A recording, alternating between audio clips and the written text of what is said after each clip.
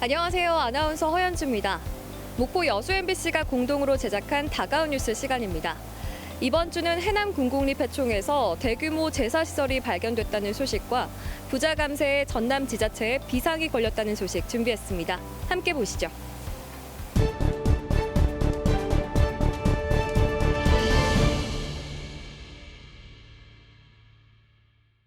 서해와 남해의 접점인 백포만이 내려다보이는 곳에 자리 잡은 전남 해남군 군곡리폐총. 낮은 황토구릉 정상부 1800제곱미터를 조사한 결과 청동기부터 삼국시대에 이르는 주거지와 석광묘, 주고영 기둥열, 철기시대 환호 등이 확인됐습니다. 마을 중앙격인 거석기념물은 제사터로 인근에는 대형 수열 건물지가 발견됐습니다. 제사 의식을 준비했을 것으로 추정되는 수열식 주거지입니다. 이곳에서는 제사에 쓰였을 것으로 추정되는 말머리 화석 등이 잇따라 발견됐습니다. 그런 제2 행사를 가장 이 한반도 지역에서 가장 빠른 단계에서 확인됐다. 기존에 부안 중막동 유적에서 확인된 사례가 있지만 그보다 앞선 시기에 제2시설 주변에는 마을 유력자의 것으로 추정되는 수열이 확인됐고 남쪽 사면으로는 수백 개의 주거용 수열이 발견됐습니다. 이곳에서 발굴된 석광묘에서는 항아리에 담긴 인골이 확인돼 국내 유일한 사례로 기록됐습니다. 또 중국 신나라 동전 화참 한 점과 청동거울 편이 출토돼 군곡리가 무역항으로 기능했음을 보여주고 있습니다. 해상 교류가 쭉 이어지면서 제사를 모셨던 근거, 확실한 근거가 나왔고요. 또 우리나라에서도 거의 처음 나온 대규모 유적이라고 볼 수 있겠습니다. 학계에서는 더욱 심도 있는 발굴과 연구가 이루어진다면 군곡리폐총을 통해 고대 한중일 교류사를 입증하는 소중한 자료가 확보될 것으로 기대하고 있습니다. MBC 뉴스 신광하입니다.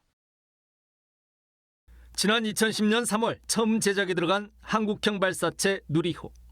발사에 성공한 총 길이 47.2m 크기의 누리호는 전체 80%를 차지하는 탱크와 엔진 등 극한의 기술력이 적용된 개발 사업에만 2조 원에 가까운 사업비가 투입됐고 300여 개 국내 기업과 500여 명의 연구 기술진들이 참여했습니다.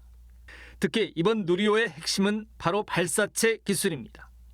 누리호의 발사체는 지난 2013년 발사에 성공했던 나로호와 달리 100% 순수 국내 기술력이 적용됐습니다.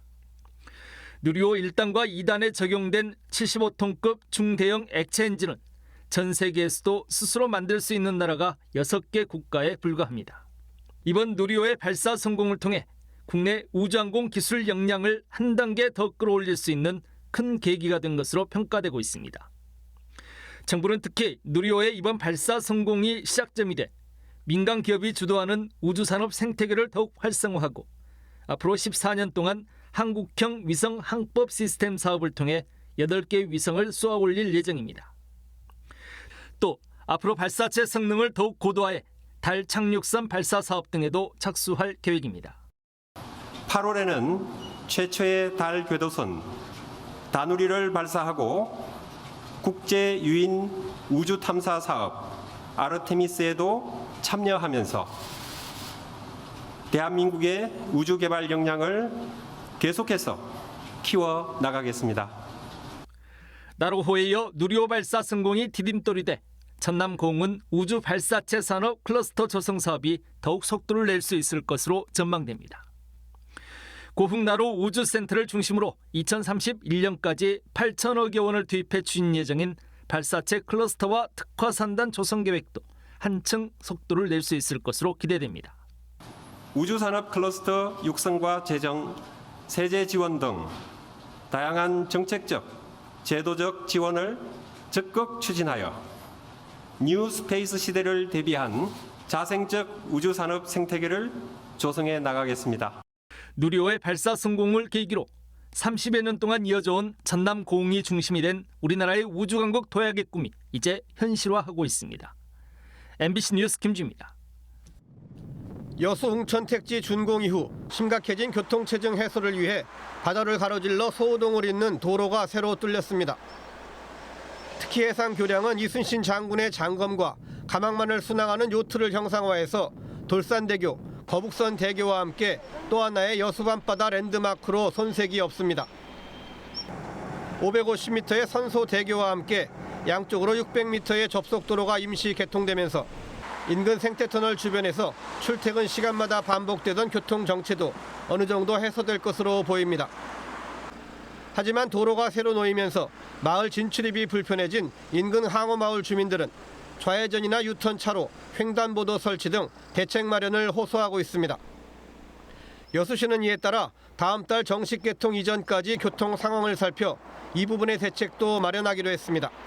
임시 개통 기간 동안 모니터링을 실시한 후 미비점을 보완하여 7월 말 정식 개통 예정입니다.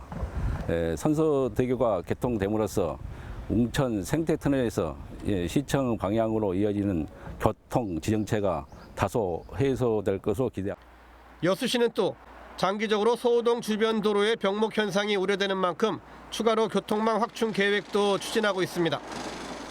인근 사택단지 지하를 터널로 통과해 선소대교 끝단에서 중림택지를 직선으로 연결하는 1.4km의 도로를 빠르면 오는 2026년까지 새로 놓는다는 구상입니다.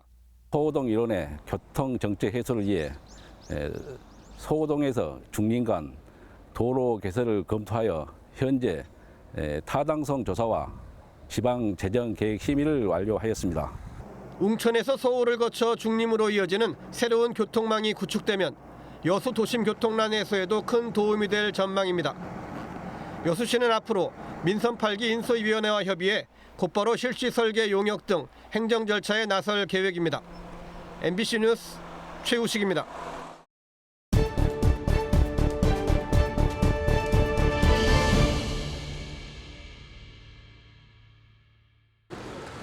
목포에 도착하고 목포를 떠나는 발길로 분주한 목포역. 흙으로 빚은 예술 작품들이 손님들을 기다립니다. 지역에서 활동 중인 현대도예가 조영규 작가의 작품입니다. 작품을 이런 곳에서 많이 전시할 수 있다는 것만으로도 큰 영광이고요. 관람객들이 많이 방문함으로써 목포역이 미술관을 개관한 건 지난해 7월. 매달 한 차례씩 작품을 바꾸며 지역 작가 전시회를 이어오고 있습니다. 계절이 바뀔 때마다 봄, 여름, 가을, 겨울을 닮은 전시회. 목포 법정 문화도시 지정 기원 기획전까지 목포의 예술 의지를 선보여 왔습니다. 목포 토박이인 역장이 40년 기찻길 생활의 마무리를 앞두고 목포의 따뜻한 첫인상을 만들겠다며 시작했습니다. 어떻게 하면 목포를 더 잘 느끼고 갈 수 있을까 이런 이야기 하다 보니까 의외로 역 주변에 이제 예술가들이 많아요. 근데 그분들이 전시할 공간이 여기에 있었으면 좋겠다.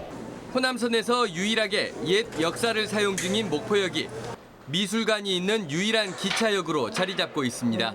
MBC 뉴스 양혜순입니다. 지역 맞춤형 치안 행정을 위해 지난해 5월 전라남도 자치경찰위원회가 출범했습니다. 자치경찰이 1호 시책은 어르신 범죄 피해 예방 종합안전대책. 고독사와 보이스피싱 등 660여 건의 어르신 치안 문제를 발굴해 복지 서비스와 연계하거나 생활 환경 개선 등을 지원했습니다. 또 농산물 보관 장소 등 취약 장소 순찰도 늘렸습니다. 경찰들은 사건 사고만 처리하는데 지금은 우리들 생활의 전반에 어려운 부분에 모든 것을 다 돕고 계시는데 섬이 많고 고령화라는 전남 지역의 특성을 고려한 다양한 맞춤형 서비스도 추진됐습니다. 경찰관이 활동하기 어려운 섬 지역을 드론이 대신 순찰하는 시스템을 개발했습니다. 또 노인 보호구역을 확대하고 장애인 보호구역과 마을 주민 보호구간 등을 내비게이션을 통해 음성으로 안내하는 사업도 진행하고 있습니다.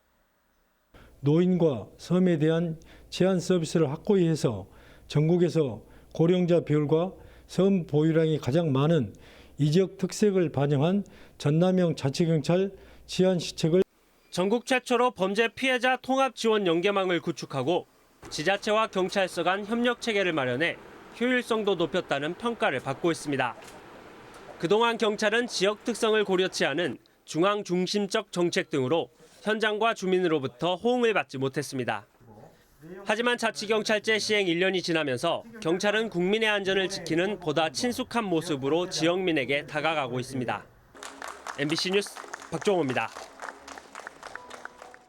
지난 16일 발표된 새 정부 경제정책의 핵심은 법인세와 종부세 등 국세의 대폭적인 감세 조치였습니다.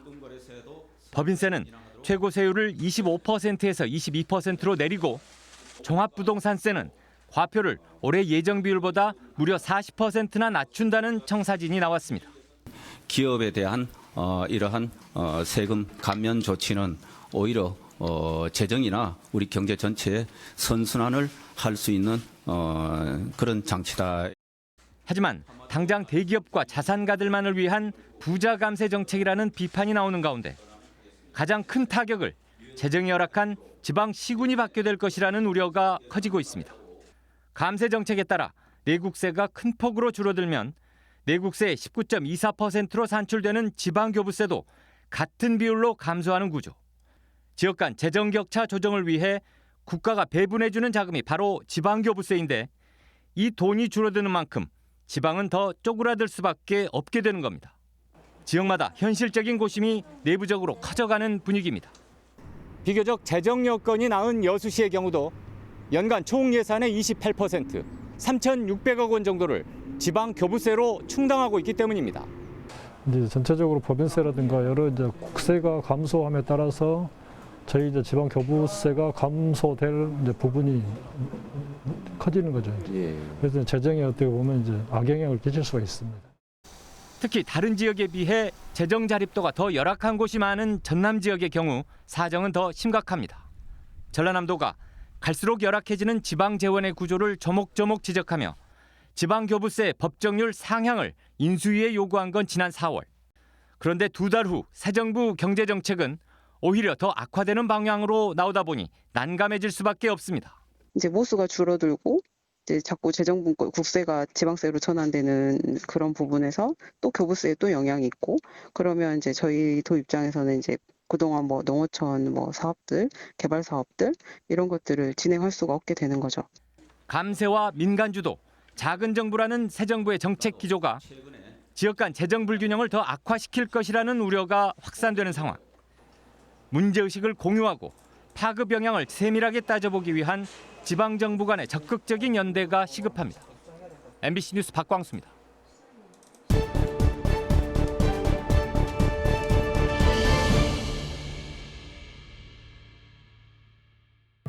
오늘 다가온 뉴스 어떻게 보셨나요? 다음 이 시간에는 더욱더 알찬 소식으로 찾아뵙겠습니다. 많은 관심 바랍니다. 고맙습니다.